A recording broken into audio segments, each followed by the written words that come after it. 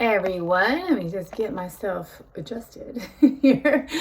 Thanks for joining me in this episode of The Kitchen, coming to you live from my kitchen. And this week we want to discuss what we can do in our kitchens to help us grab healthier snacks. So I always know in my house, I live with teens and they will grab whatever is quick and available.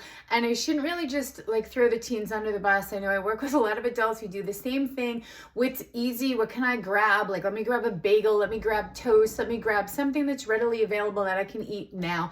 Usually a symptom that we have gone too long without eating food. So that's another issue to address. However, let's see what we can kind of surround ourselves with, that when we do want to grab something quick, that we've got something. So of course, food prep is always going to be our main go-to. If you can prepare some foods, I like to do in the warmer months and moving forward, I do a chopped bell pepper and cucumber salad. I throw in some tomatoes in there. For those of us who eat dairy, you might want to just cube up some cheese, toss it in there. And one of the things that I want to talk about today are vinegars. So vinegars are going to help us a little bit with some, I'm going to say cravings. So I've got a big endurance event tomorrow, which means I've got a carb load. I'm going to take in a bunch of sugars tomorrow. And then the rest of the weekend is going to be gosh, I want more sugars, right? So what I'm going to do to kind of shut that down is I'm going to add some vinegars to some of the food, and that's going to lower the pH or the glycemic index of what I do eat in my stomach, and it's going to actually kind of shift some of the microbiome. That's a new term we're all talking about, the bacteria in our gut. It's going to shift some of those. I'm going to stop feeding the bacteria that feed on sugar, that populate more because they got sugar. They're all happy. They call for more. We crave more carbs. So by introducing some vinegars, we can do that. So this is a balsamic vinegar. It's very, very versatile. You can use it on a bunch of different things.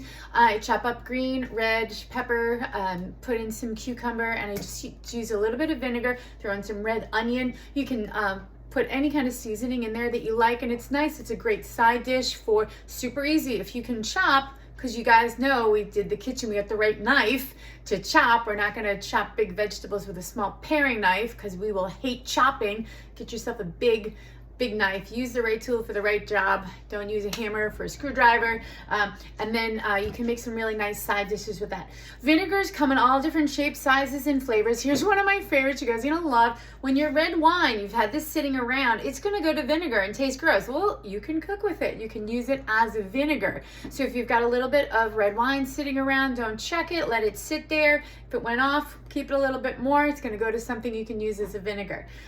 Apple cider vinegars are something that I love. They come in all different kind of flavors. This one is African bronze. It's nice. I got this as a gift. Thank you, Reg, years ago, and then I really loved them, so I keep buying them. It's really yummy, and they come in a variety of different. I'm trying to think of the other ones that I get, which I can't right now, but they do come in different flavors, probably not the right word. Also a rice vinegar. We busted this out the other day. My son made the sushi the other day, so we used the rice vinegar and the rice for the sushi, and that also is just going to lower that pH going into your stomach on the rice, actually, as it turns out. So add some vinegars to the things that you're making.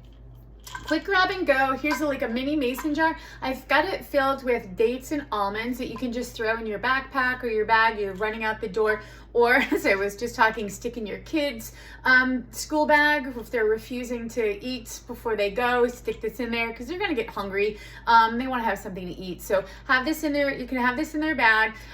This I also like the date and the almonds. If I feel like I'm going to muddle them or mash them together, I can create a paste out of this and use that. I can eat it just as it is, or I can create that paste and put it onto something else, like some Ezekiel toast or whatever. It's kind of a nice flavor. So those are some good go-to tips that are not, your standard crackers or bagels or something. So just expand. Again, food prep is always going to be your friend, but if you don't, there's no food prep involved in your almonds and your dates. So throw those into a mason jar. Maybe that's prep. I don't know. Some of us might call that prep. Totally fine. No judgment. All right. Thanks so much for joining me here in the kitchen today. I look forward to you guys next week.